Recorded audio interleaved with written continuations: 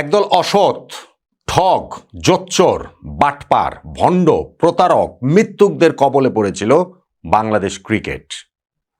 Meticulous design, তাদের meticulous ডিজাইনটা আমাদের ক্রিকেটটা ধ্বংস করে দেবার জন্য। যে বাংলাদেশ তারা দেখতে চায়, সেই বাংলাদেশে ঐক্যের নাম যে ক্রিকেট হতে পারে, এই আশঙ্কাটা প্রবলভাবেই তাদের মধ্যে ছিল বলে আমার আন্ডারস্ট্যান্ডিং। সেই কারণে ক্রিকেট ধ্বংসের সেই মেটিকুলাস ডিজাইন তারা করেছিল এবং সেই পথে এগিয়েও তো গিয়েছিল অনেকখানি। বিরাট বড় এক পদক্ষেপ নিয়েছিল টি-20 বিশ্বকাপে বাংলাদেশের না খেলাটা নিশ্চিত করার মাধ্যমে। আর যদি বাকিটুকুও করতে পারত, তাহলে আর বাংলাদেশে ক্রিকেট খেলা থাকার কোনো কারণ ছিল না। 12ই ফেব্রুয়ারি জাতীয় সংসদ নির্বাচনে যদি এই ষড়যন্ত্রকারীরা, যারা এই বাংলাদেশের টি-20 বিশ্বকাপ খেলতে দিতে চায়নি, যারা ক্রিকেট ধ্বংসের মেটিকুলাস ডিজাইনের সঙ্গে যুক্ত, তারা যদি রাষ্ট্র ক্ষমতায় চলে আসতো, তারা যদি পরবর্তী সরকার গঠনের ম্যান্ডেট পেয়ে যেত, তাহলে বাংলাদেশ ক্রিকেটের এটাই হয়ে যেত দ্য এন্ড। সেইখান থেকে আমরা ঘুরে দাঁড়িয়েছি, বাংলাদেশ ক্রিকেটটা এই যাত্রায় বেঁচে গিয়েছে বলে আমার কাছে মনে হচ্ছে। অন্ততপক্ষে সেই আশার জায়গাটা তৈরি হয়েছে। কেন আমি সেই আলোচনাটাই এইখানটাতে করছি? দেখুন, এইখানটাতে পক্ষ ছিল 3টা মেটিকুলাস ডিজাইনে আমার আন্ডারস্ট্যান্ডিং। প্রথম 2টা পক্ষ রাজনৈতিক বলতে নাম্বার 1 বাংলাদেশের অন্তর্বর্তীকালীন সরকার, আরও স্পেসিফিক করে বললে সেই সরকারের যুব ও ক্রীড়া মন্ত্রণালয়। কিন্তু সেটা ওভারঅল সরকারেরই যেই দর্শন, তারই প্রতিফলন আমাদের এই টি-20 বিশ্বকাপ খেলা না খেলা, ক্রিকেট খেলার প্রতি যে তাদের মনোভাব, এই সব কিছুর মধ্যে প্রতিফলিত হয়েছে। নাম্বার 2, বাংলাদেশের এই নির্বাচনে রাষ্ট্র ক্ষমতায় আসার জন্য যারা প্রবলভাবে আগ্রহী ছিল, প্রতিদ্বন্দ্বিতা করেছে, আগ্রহী তো যে কেউই থাকতে পারে, প্রতিদ্বন্দ্বিতা করেছে এবং সোশ্যাল মিডিয়াতে এমন একটা হাওয়া তৈরি করেছিল যে সরকার গঠনটা তাদের কেবলমাত্র সময়ের ব্যাপার। ওই অন্তর্বর্তীকালীন সরকারের উপরে তো তাদের প্রবল প্রভাব ছিল, তারাই হয়তো বা এই সরকার টরকার চালিয়েছে। ফলে 12ই ফেব্রুয়ারি যদি নির্বাচনটাতে তাদের যে একটা হিসাব ছিল, ভারত বিরোধিতার জিগিরটা জাগিয়ে রাখতে হবে 12ই ফেব্রুয়ারি নির্বাচন পর্যন্ত, এবং তাতে যদি ক্রিকেটকে স্কেপগোট করতে করবে, এবং তারা সেটা আসলে করেই ফেলেছে।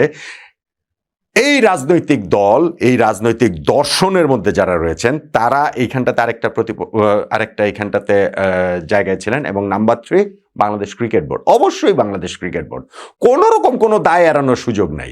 আমিনুল ইসলাম বুলবুল ভাই বাংলাদেশের প্রথম ওয়ার্ল্ড কাপ টিমের ক্যাপ্টেন, প্রথম টেস্টের সেঞ্চুরিয়ান, আমাদের ক্রিকেটের কিংবদন্তি, এত কিছু বলে দায় এড়ানোর কোনো রকম কোনো সুযোগ আমি দেখতে পাচ্ছি না। এবং এই যে আমি 3টা জায়গার কথা বললাম, তার মধ্যে 2টা জায়গার বিদায় মোটামুটি ঘটে গিয়েছে, বাকি আছে আর আরেকটা জায়গা।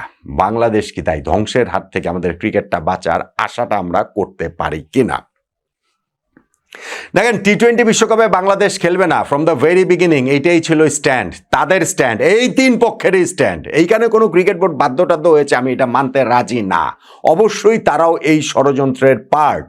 মুস্তাফিজুর রহমানকে আইপিএল থেকে বাদ দেওয়াতে ভারত তাদের রাজনৈতিক স্বার্থসিদ্ধির জন্য যেটা শুরু করেছিল, এবং সেইটা লুফে নিয়েছে আমাদের রাজনীতিবিদরা, আমাদের অন্তর্বর্তীকালীন সরকার, আমাদের ওই একটি নির্দিষ্ট রাজনৈতিক দল বা তাদের দর্শনের দল, এবং হচ্ছে গিয়ে আমাদের এই বাংলাদেশ ক্রিকেট বোর্ড।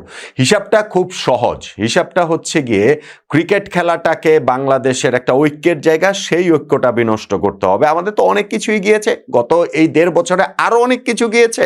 সো ক্রিকেটের এই ঐক্যটা নষ্ট করতে হবে। সেই নষ্ট করার জন্য যা যা করা দরকার তারা সেটাই করবেন। যিনি যুব ক্রীড়া মন্ত্রণালয়ের উপদেষ্টা ডক্টর আসিফ নজরুল পরবর্তীতে হয়েছেন, তিনি ওই যে মাস 6 আগে বলেছিলেন না যে ক্রিকেট হচ্ছে গিয়ে অন্য একটা দেশের হেজিমনি। সো যাদের মনোভাব এরকম, তারা তো ক্রিকেট খেলাটা নষ্ট করতেই চাইবেন।